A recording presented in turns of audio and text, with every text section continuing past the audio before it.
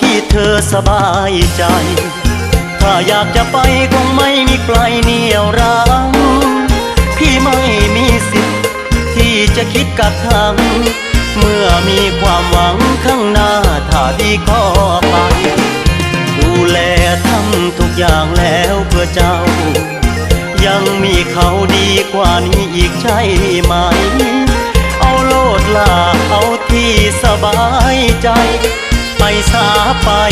น้องลาเจ้าจงไปดีถ้าอยู่ด้วยกันมันทรมาน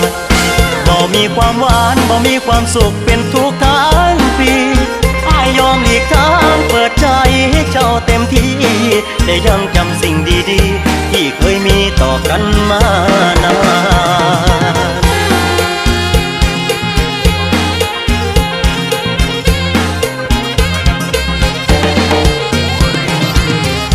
บ่ต้องญาติพี่ขวางทางดอกนาบ่ต้องญาติพี่ขวางทางดอกนากันคิดว่าไปเร็วดีกว่านี้ทางไอ้ก็สวงใจบ่อยากให้ทนอยู่เป็นทุกข์ถ้าเจ้ามีความสุขบ่ว่าเลยทางอาย